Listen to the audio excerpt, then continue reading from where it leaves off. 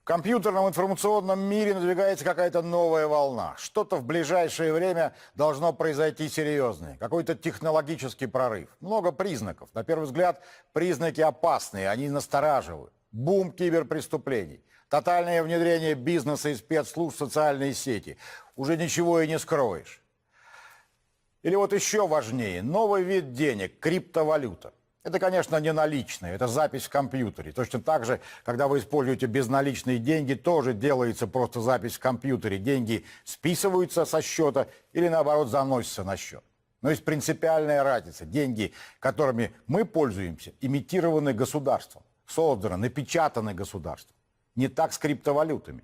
Их может создать кто угодно.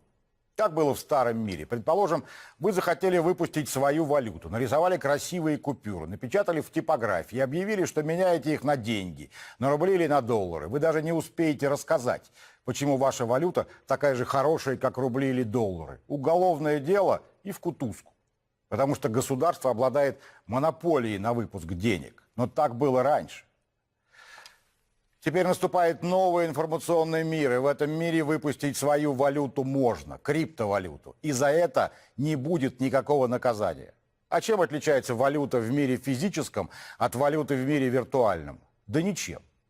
Почему же по-старому сажали в тюрьму, а по-новому с придыханием рассказывают о новых информационных технологиях и превозносят создателей этих технологий? По-видимому, потому что это кому-то выгодно, каким-то очень серьезным игрокам, очень влиятельным силам. А так кто бы деньги печатать разрешил кому ни попадя? Именно здесь кроется какой-то прорыв. Кто-то выиграет, кто-то проиграет. Пока не ясно, все в тумане. Но игра намечается очень крупная.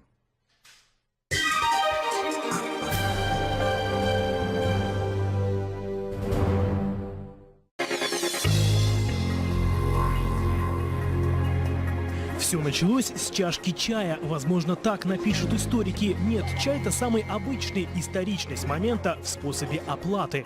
Карта или наличные? А можно заплатить биткоинами? Реальные товары за деньги, созданные в сети, казалось бы, непонятно как и кем. Впервые в России в одном из ресторанов начали принимать криптовалюту. Откуда у бизнесмена Владимира Смеркиса в кошельке биткоины, так сходу и не объяснишь. Лучше сразу показать.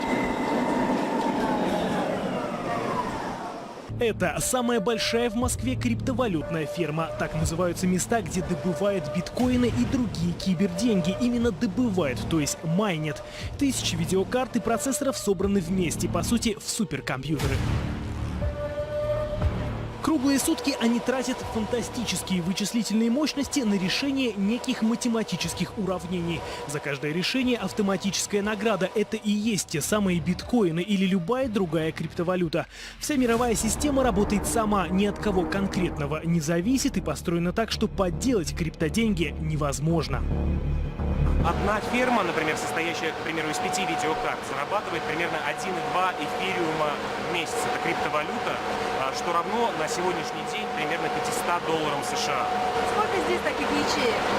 Здесь их сотни находятся, их будет еще больше. Мир охватила криптолихорадка. Майнингом занимаются гигантские корпорации, небольшие стартапы, офисные работники, студенты и даже школьники. Это прям реально хайповая тема в сфере заработка. Очень многие люди сейчас берут кредиты, занимают деньги у знакомых, закладывают квартиру для того, чтобы создать свою ферму. Головы кружит курс. Раньше биткоин стоил несколько центов, теперь $2500 за штуку. Многие собирают фермы прямо в квартирах. В какой-то момент в столице практически пропали из продажи видеокарты, а теперь и подорожали почти в 2 раза.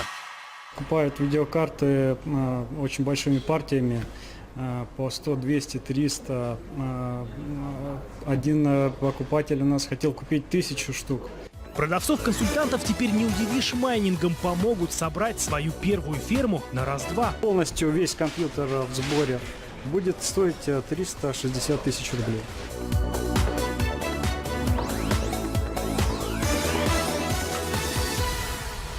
Ну вот, наша ферма готова. Момент истины, сколько же можно зарабатывать, отдав перед этим 360 тысяч рублей. Сейчас мы видим, идет добыча примерно $17 в день.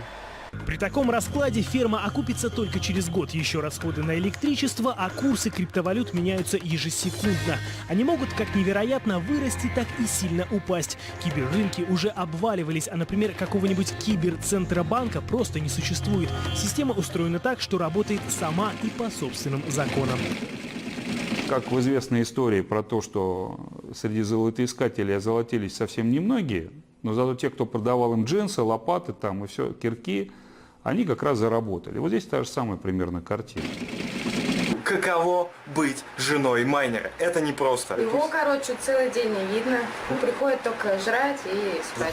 Шубу хоть раз он вам купил или только фермы покупает? Нет, он покупает все для фермы, все фермы и фермы. Женат на фермах. Ушел ли криптопоезд для рядовых пользователей или еще есть шанс запрыгнуть? Настоящая лотерея, не разберешь. Впрочем, бизнес и даже правительства стран все чаще идут рынку криптовалюты навстречу. Его уже просто невозможно игнорировать. Были совершены операции ирландского молокозавода, условно говоря, большой компании, которая занимается молокопроизводством, с австралийским, значит, поставщиком, да, или же вот опять же австралийская компания с американской компанией. А голландский порт перевел, значит, в криптовалюте деньги за, значит, определенный груз, который к нему пришел. Вот наш офис. Ребят занимаются Digital, Филипп Head of Digital, Сережа занимается бэкэнд разработкой. Кто не в теме, не поймет ни единого слова. Сотрудники этой компании говорят, знать про них нужно одно. Двигают новую экономику вперед. Чем она отличается от старой вашей? Всем. Вы собственный банк. Вы контролируете сами свои деньги.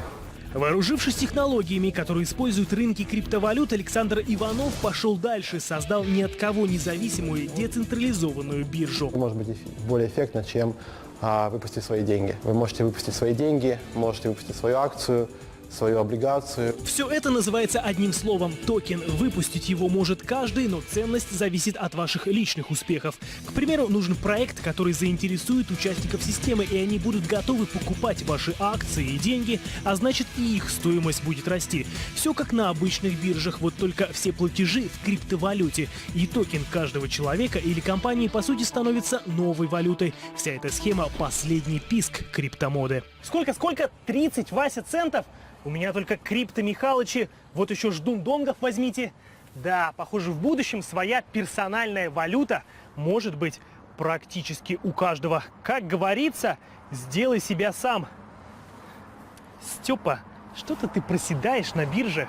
Приведет ли это мир к хаосу или к светлому будущему, сказать сложно. Выделяют даже две группы. Криптоанархисты верят в то, что кибервалюта и анонимные системы должны вытеснить все традиционное. А криптореалисты ждут, когда привычные банки, биржи и деньги окончательно объединятся с майнерами, фермерами, их биткоинами и токенами.